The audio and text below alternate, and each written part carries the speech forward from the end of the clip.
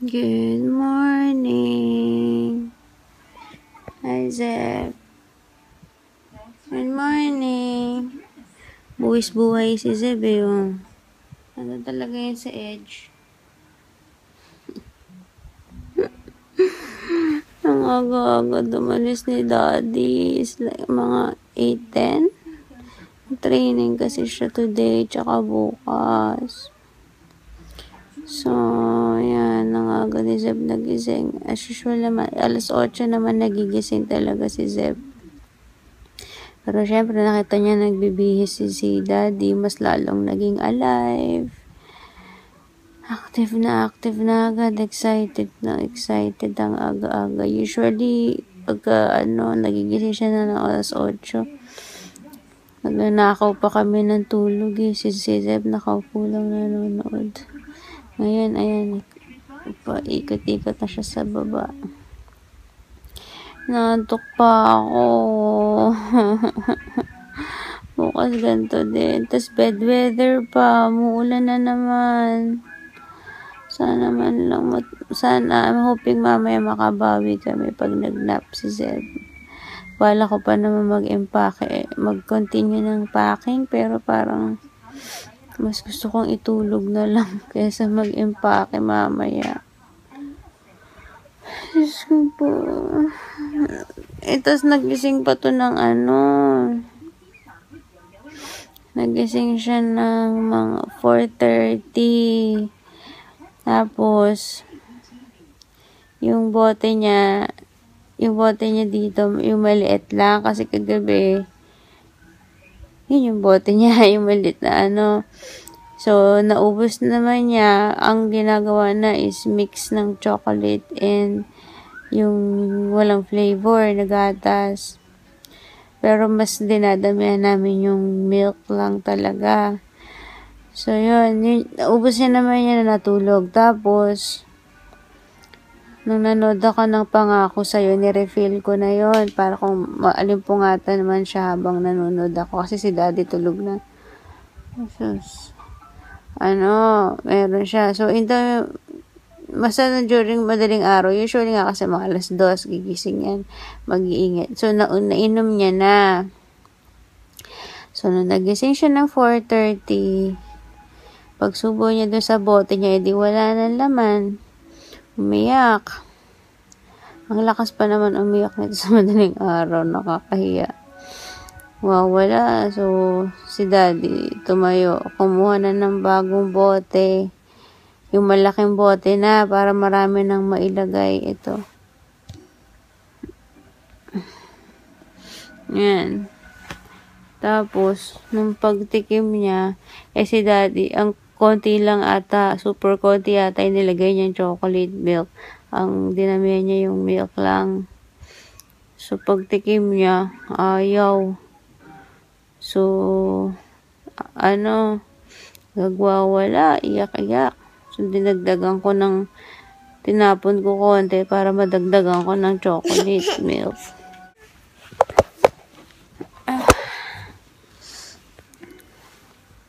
Yan. Pero ayaw na. Biglang nakita yung bote, tinutulak. So, pa ni Daddy, karga-karga, sway. Tapos, ayaw magpababa. Pagka binababa, nagigising. Sabi ko, newborn. Parang newborn lang. So, hanggang sa natulog sila, nahiga si Daddy na nasa dibdib niya. Wala. Nasa dibdib niya si Zeb hanggang sa natural na lang na umano si Zeb. Humiga sa kama. He said, good morning. Hi. Chut. Sabi ko, Diyos ko po, huwag naman sana manggaganto. Although, yun nga, bala ko si Yaya kasama sa kwarto. Pag uwi namin sa Pinas, si Yaya kasama sa kwarto, pero hindi ko alam. Syempre, may adjustment period sila ni Yaya. Kung magpapabuhat ba siya kay Yaya.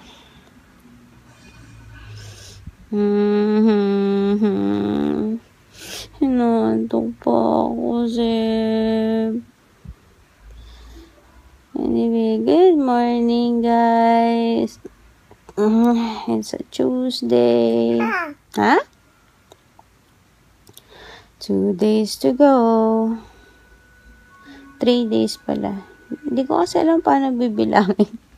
Kung sa Friday ang flight namin, parang iniisip ko na lang, Wednesday, Thursday na lang kami dito. Kasi Friday, 2 o'clock ng hapon ang flight namin.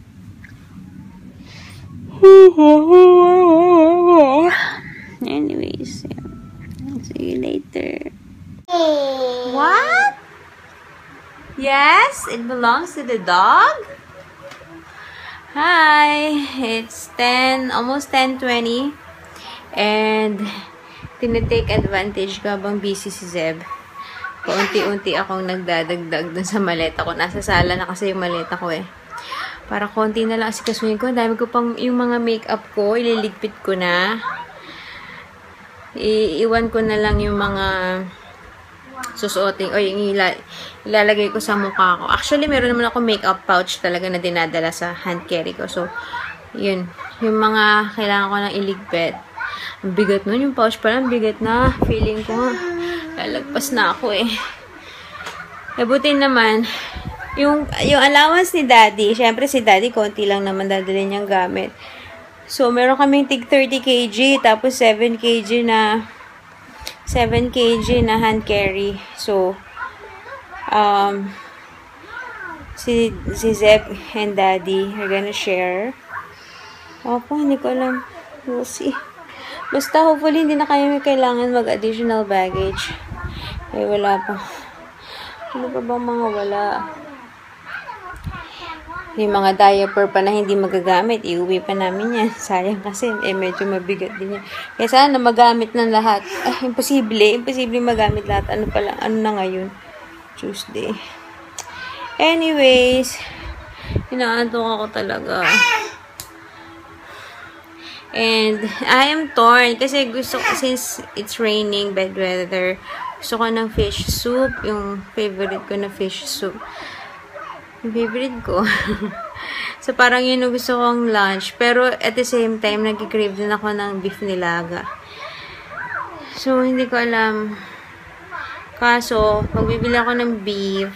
Syempre, bibiling ko yung, yung frozen. So, ang tagal pa nung bago lumambot. So, good luck.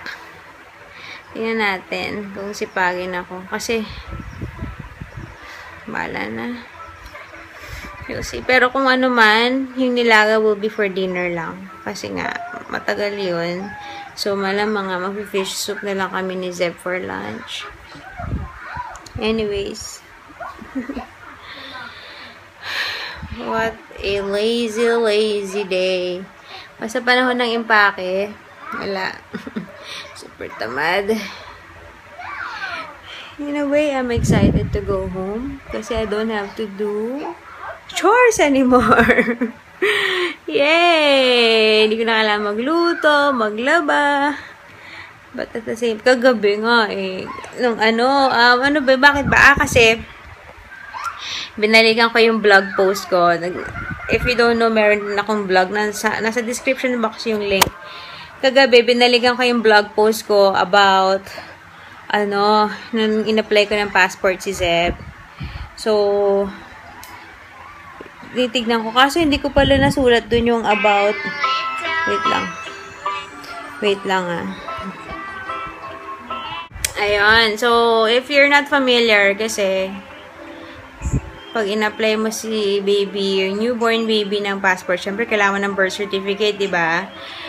Sa DFA, tumatanggap din sila kahit hindi pa yung NSO certified. Meron tinatawag na SECPA or yung birth certificate in security paper. So, yung process na yun na hindi ko na, meron, parang may konting explanation doon sa, sa blog ko. Kasi yung binlog ko yun is mostly on applying na sa DFA mismo. So, yung pagkuha ko ng SECPA, hindi ko na vlog. Yun yung hindi ko na masyado totally maalala kung gaano katagal ba ako bago nakakuha ng SECPA. Basta it depends on the hospital kung kailan nila ma-forward sa local civil registry So, in our case, nung kay Zeb, sa Asian ako, diba? So, dun sa munisipyo, ay, hindi yung munisipyo eh. Yung nga, local LCRO, Local Civil Registry Office, which is nasa taas ng palengke ng Muntinlupa. Grabe ah. What a, location. Dala-dala ko pa nun si Zeb. Wala pang 2 months old yun. Dala-dala ko si Zeb. Anyway, yung kasi iniisip ko, sana, habang nandun si Daddy, maasikaso, kahit siya na lang, kahit para hindi na ako, hindi ko na kailangan dalhin. Kasi hindi mo kailangan ng personal appearance yung baby, alam ko eh. Sinama ko lang nun kasi, syempre, breastfeed ko si Zeb, hindi mo makaalis ng bahay. And wala akong ipon na milk nun. So, kaya ako dala-dala si Zeb. And, niisip ko, I'm not sure kung makaka 1 month si Daddy sa Pinas. So, yun. Kung kaya naman ng hospital, yun nga. Kaya kailangan naman i-inquire sa hospital gaano kabilis nila yun ma-send sa LCRO para, kasi pag nandun na yun, mag-file lang kami ng request, magbabayad. Tapos, after 2 to 3 days yata, pwede na makuha. Tapos, ang pag-apply ng passport for newborn, walang appointment necessary. Yun na yung na-vlog ko. Mga 30 minutes lang yung application. So, syempre, yung antayan. Ilang days ko ba nantay yun? 1 week lang yata. Mabilis lang. So, yun. Yun lang, yung pag-intay ko, yung pag-intay from the hospital, yung birth certificate from the hospital going to, or pag-send out nila sa civil registry, yun yung hindi ko alam kung gaano katagal namin inintay. So, hopefully, magawa yun while Daddy's still there para siya na lang ang mag-asikaso. Hindi na kami sumama. Yun lang. So, nagbasa ako, binasa ko yung vlog, tapos hanggang sa hindi pa kasi ako nag-vlog nun. Although nag-YouTube ako, hindi pa ako nagde-daily vlog. So, lahat ng mga about kay Zeb na nakasulat. So, tas binalikan ko yung day na, yung birthing story. Binlog ko kasi, yung sequence ng naganap nung ako ay manganganak na. So, binalikan ko, tapos naiyak ako, naalala ko, nasabi ko, wala lang. And then, kagabi, nung, matutulog na ako. Grabe si Zach, ang likwat. Matutulog na ako, parang ni-reach out ko lang si Daddy, gumanon ako sa kanya. Kasi gusto kong yakapin, kaso, nakaharang si Zeb sa gitna namin, syempre hindi ko mayakap. Tapos, nagising siya, kasi hinihimas-himas ko siya eh. Kaya hindi niya alam, umiiyak na ako. Pero tumitingin siya sa akin. Alam ko, nagtutulog-tulogan ako. Pero nakita ko na tumitingin sa akin. Kasi maririnig naman niya yung singhot ko eh. Sumisinghot-singhot ako. Wala, naiyak na ako kasi. Alis na kami. Ay, grabe. Ngayon pa lang naiyak na talaga ako.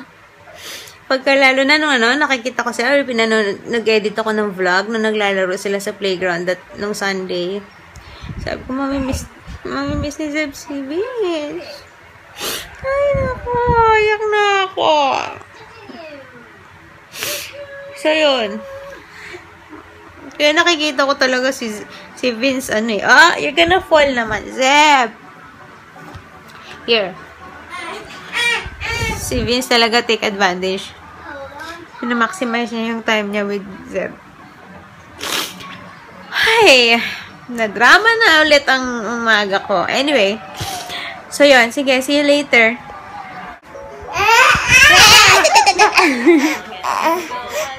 Hi. You say hi. That's his meeting.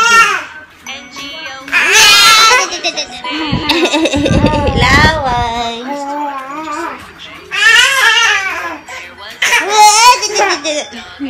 Kaya mas feeling ko, ay by the way, okay na ako. Nakahabulgul na ako. Ano to?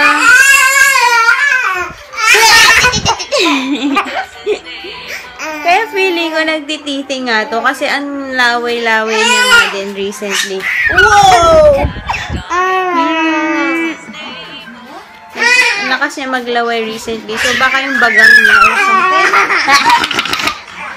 Kasi inulit ko, kinapa ko ulit. Parang walang inulit. Ano to? Wala pa talagang totally ako nakakapangipin na nakalabas. Pero parang may mga nakaumbok. So, baka. Although, ito, naubos niya na yung gatas niya. Yung nilagdagan. Is that funny? Kasi yan, ang hilig niya ngayon magdila-dila.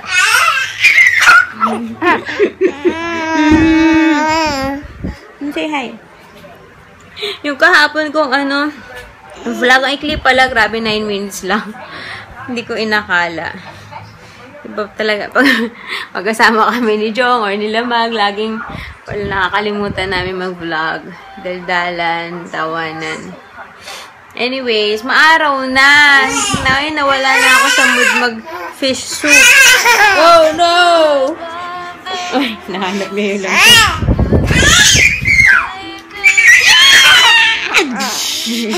Yay! Wala na akong gana mag-fish soup kasi mainit na.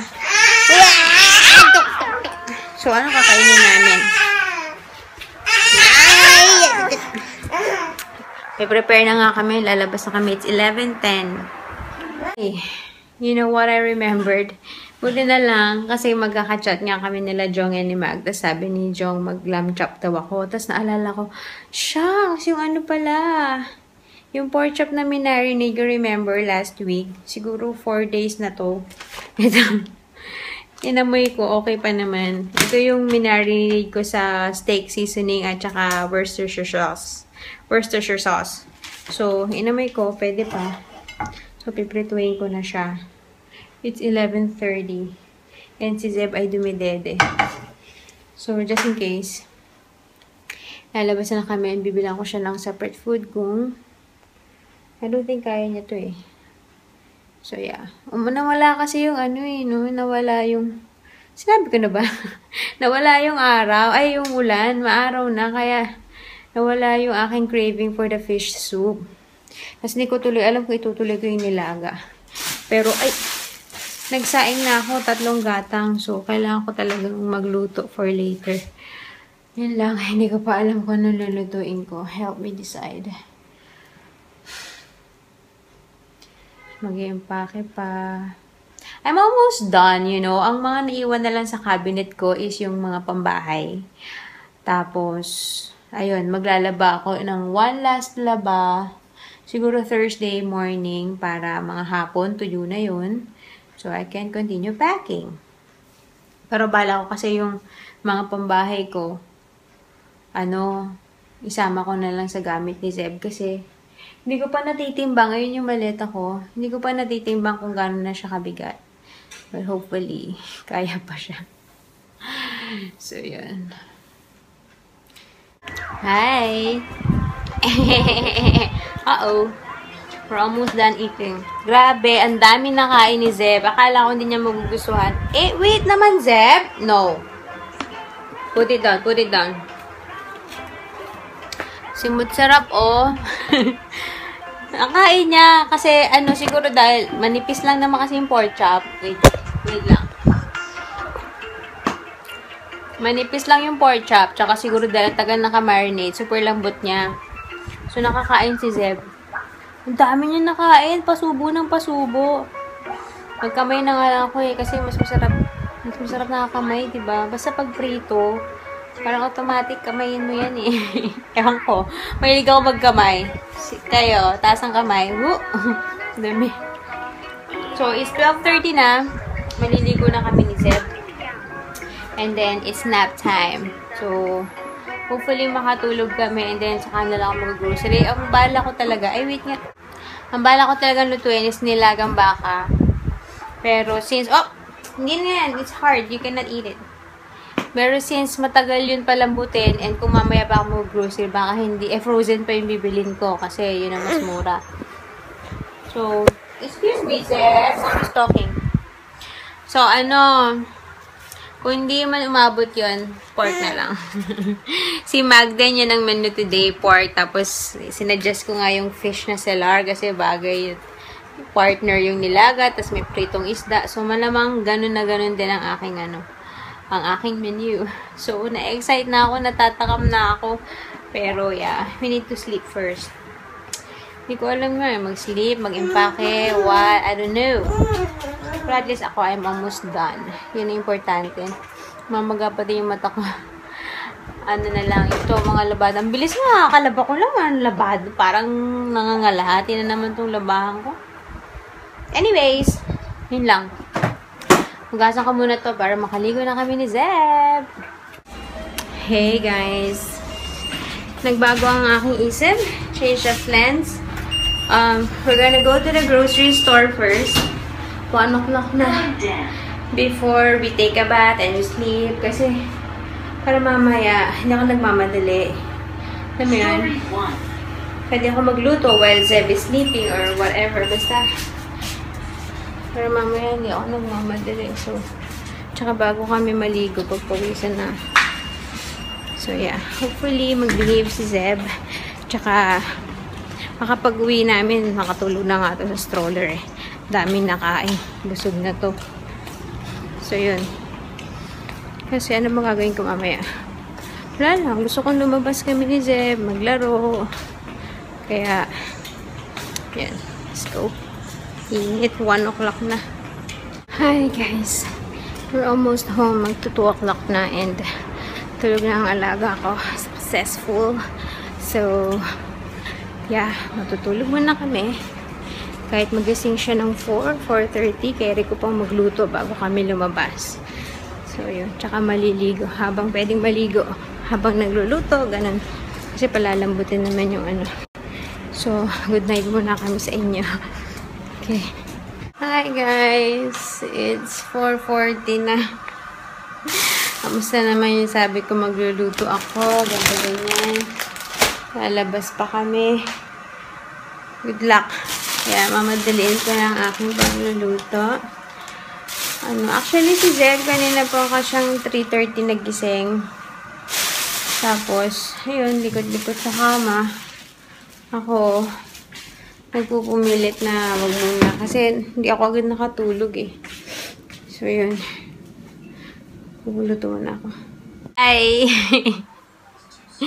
Ganto itsura ko the whole day. Oh my gosh. Yeah! Let's put it back. Tanan! You say hi. Say hi! Hello! What shape is that? Triangle. Oh no. Anyways, yeah, 5:40 na. Halos kakatapos ko lang magluto and magmerienda. Hindi ko pa na napakita, may binili akong dinner roll. Parang dinner roll sa grocery kanina. Ito kasi kahapon, di ba kumain kami sa Soup Spoon? And then, ano to? Yeah, you put it back. Get it. Get the, usually kasi yung soup, merong yung, lagi may kasamang bread. Tapos dun sa branch na pinunta namin kahapon, parang get your own butter. Ever since, nakumakain kami sa Soup Spoon, nakita niyo naman yung gaano ko ka-favorite yun. Hindi nagbibigay ng butter, tsaka wala rin ako nakikitang station na parang get your own butter. So, kahapon, hindi ko napansin yun eh. Si Jong yung kumuha. Kumuha siya ng 3. Yung Anchor butter na, yung maliliit, yung parang isang kainan. Yung usual na kasama ng mga dinner rolls, ganyan. Wait, ningal ako. So, kahapon, syempre, di ba may bread? So, inano ko yung butter. Kinain ko yung Anchor butter with the bread. Tapos, sarap na sarap ako. Ever since, hindi naman ako fan ng Anchor butter. Ano ba mga gusto kong butter? Basta meron akong gustong, Anchor. Meron akong gustong butter. Yung Lure Pack gusto ko yun. Pero, yung Anchor, hindi ako fan nun. Kasi dati, mama ko, yun ang laging binibili. Hindi ako nasasarapan. Pero kahapon, sarap na sarap ako.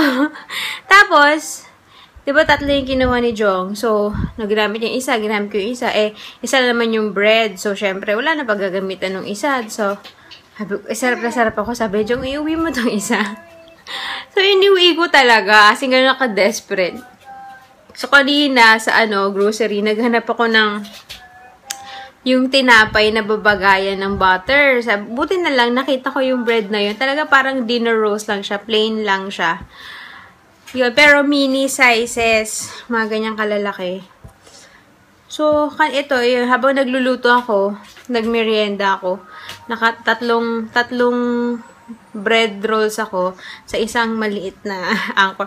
Nagtingin ako kanina sa grocery nung Anchor. Sabi ko, yung buong pack, $4 plus. Sabi ko, lang hanggang ilang, sa Friday, alis na kami. Hindi naman si Daddy nga, as I mentioned, hindi yun mag-e-effort. Wala. Hindi niya yung gagamitin. Tapos masasayang lang. Ipang yung butter, ang tagal sa ref. Di ba parang pumapangit? So, pinagtyagaan ko. Pero ang dami pa ng bread. So, hindi ko alam kung paano. parang gusto ko dumaan tuloy sa soup spoon dito dun sa kinakainan namin. Hindi niya ako kami butter.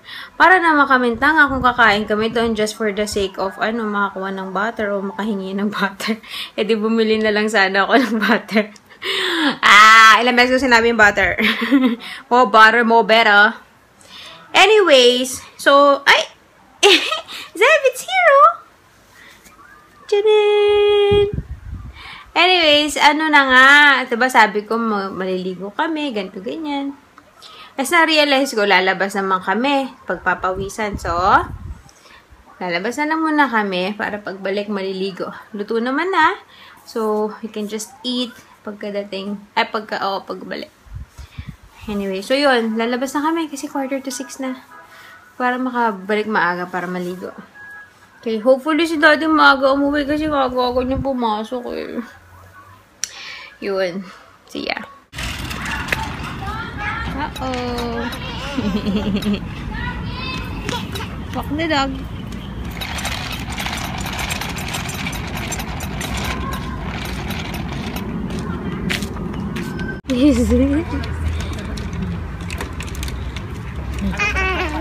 Fix the wheel. Fix the wheel. Sagarin mo ng laro mo sa playground. Whoa! Yeah. Hi! Is that a dog? Did you see a dog? Nakita ang kaso ni Zeb. Yo! Sulit na ang playground. Say hi! Hello! Smile! Zeb, smile! Look at that power, Zeb. Isa pawis ka na. Let's take a bath? Huh? You wanna take a bath na? You want to take a bath? Mommy will make bubbles from the hair. May shampoo. You want bubbles? Yes? Okay, come on. Let's take a bath. Yay! Okay, we're done at the playground. Ang layo nang narating ni Zeb kasi kakahabol dun sa aso. Hey guys! Basang-basa yung damit ko. Hindi ko mala napiga ng maayos. Anyways, obviously we're home. Hindi ako naka-vlog kasi nag-full yung memory ng phone ko. Tapos tinransfer ko na yung clips. Nakaka 28 minutes na pala ako. Ang dal-dal ko today, ha? In fairness. Hi! And Zeb is eating na Danilaga. Grabe, sunod-sunod yung subo niya. Oh, hindi makapag-antay, oh.